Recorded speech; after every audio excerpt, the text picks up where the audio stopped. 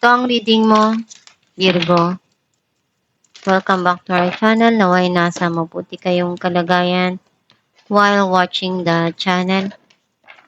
This is a general reading. Kayo nang bahalang magpalit-palit ng situation nyo sa reading ko.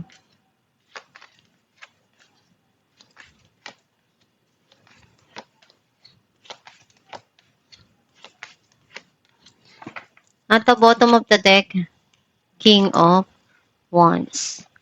I feel like yung energy mo, nasi-sense ko na andun yung mga bagay na iniisip mong simulan. Kasi yun yung passion mo. Gagawin mo yung lahat ng makakaya mo para maabot mo kung ano yung gusto mo marating sa buhay. Ang mensahe ng card mo, nakikita ko na masaya ka, kontento ka sa mga dumarating sa buhay mo. And nandun yung pagpasok ng financial na lumalago, gumaganda. Some of you, may mga pangarap ka pa na gusto mong ma-achieve. And masaya ka dahil nakukuha mo, nagagawa mo yung gusto mo. Meron ditong darating na blessing, pwedeng regalo, or ibibigay mo.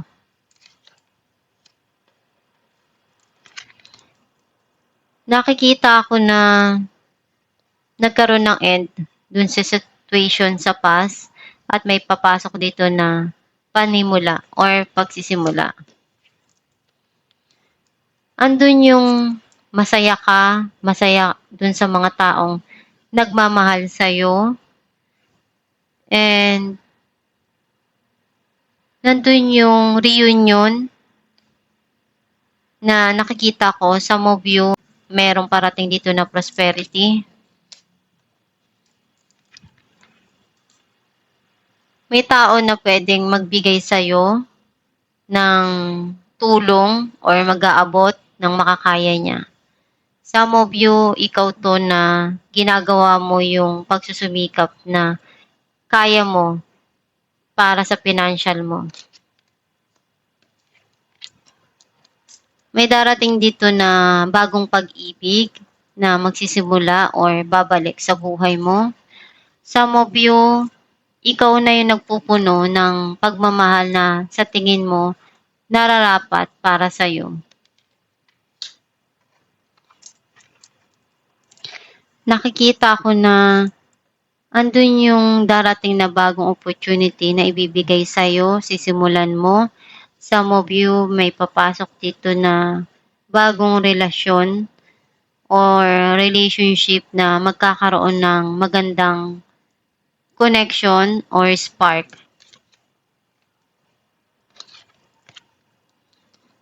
Kailangan mo lang ibalanse yung mga dumarating sa buhay mo. Andun din yung pagtulong mo sa mga taong gusto mong tulungan. At may blessing dito na darating na pinaghirapan mo din. Clarify natin ang 9 of Pentacles.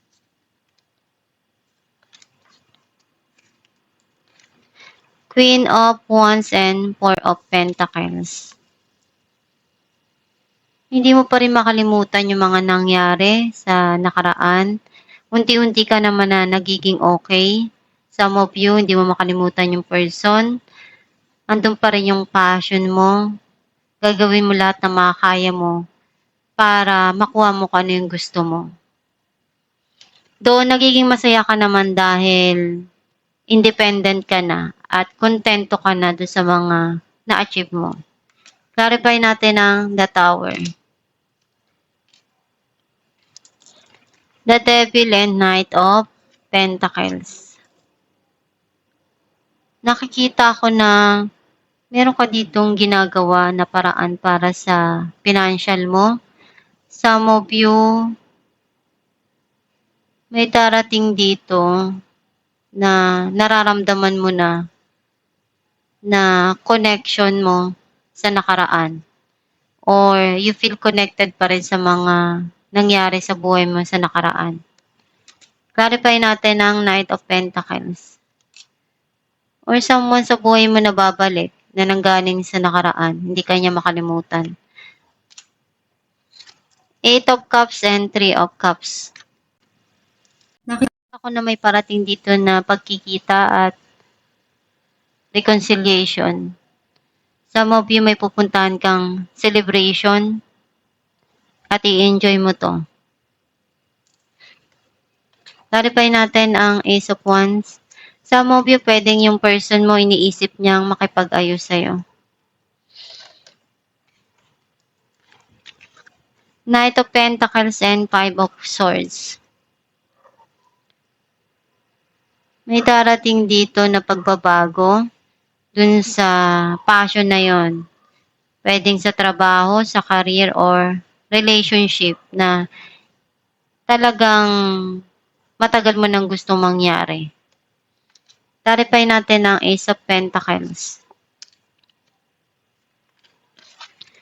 3 of Pentacles and 3 of Pentacles. Gagawin mo yung lahat ng makakaya mo dito. May mga inaayos ka para sa kinabukasan mo. Tinatrabaho mo ng husto. And para sa'yo malaking blessing to na maibuild mo, na maiayos mo.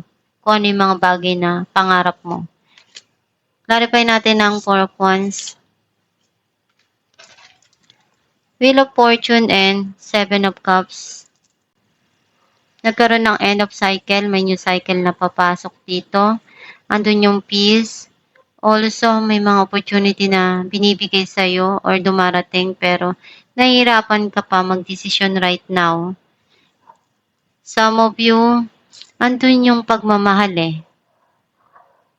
Meron ditong magsisimula na para sa'yo, hirap na hirap kang pagdesisyonan about dun sa pag-ibig na yon or sa passion na yon.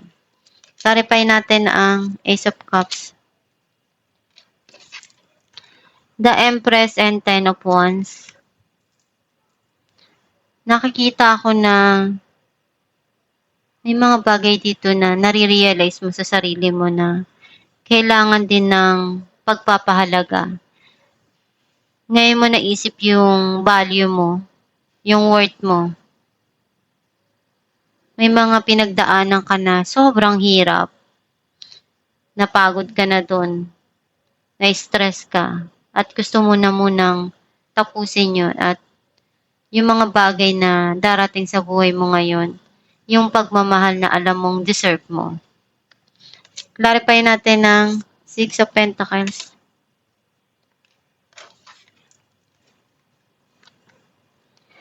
Four of Cups and the Star.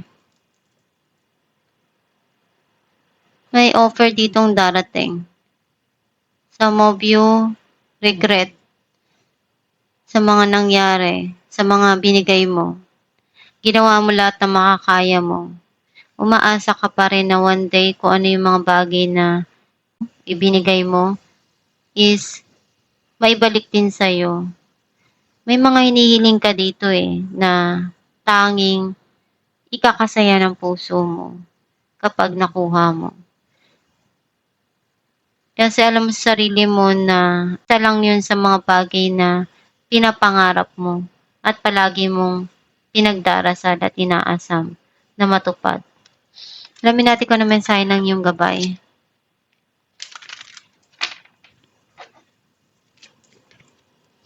Life purpose. The purpose of your life is to serve in a way that brings great joy to yourself and others. Don't worry about finding your purpose. Instead, focus upon serving a purpose and then your purpose will serve you. Ang mensahe ng iyong gabay na kung ano yung purpose mo sa buhay. Yung bawat tao, merong gustong mangyari sa buhay. Alam mo sa sarili mo kung ano yung purpose mo na gusto mong matupad or mangyari or magawa. Alamin mo lang sa sarili mo, sa puso mo, kung ano yung magpapasaya para sa'yo. At sundin mo yun. And dun papasok kung ano yung mga bagay na sa tingin mo, purpose mo.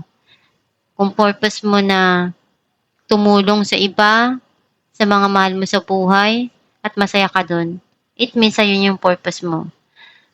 Kung ang purpose mo na ibigay yung pagmamahal na kaya mo dun sa tao at sa sarili mo, iyon yung purpose mo at masaya ka dun. Basta magdasal ka lang palagi, gawin mo yung makakaya mo dun sa mga binibigay sa yung pagsubok at huwag mong isipin kung ano yung purpose na ginagawa mo or kailangan mo dito sa mundo. Papasok lang yun kapag naisip mo na masaya ka dun sa mga ginagawa mo at nakakatulong ka at nagagawa mo yung mga bagay na desire ng puso mo. At itong yung reading, Virgo, kung nakaresonate ka, kindly comment down below. Thank you for watching.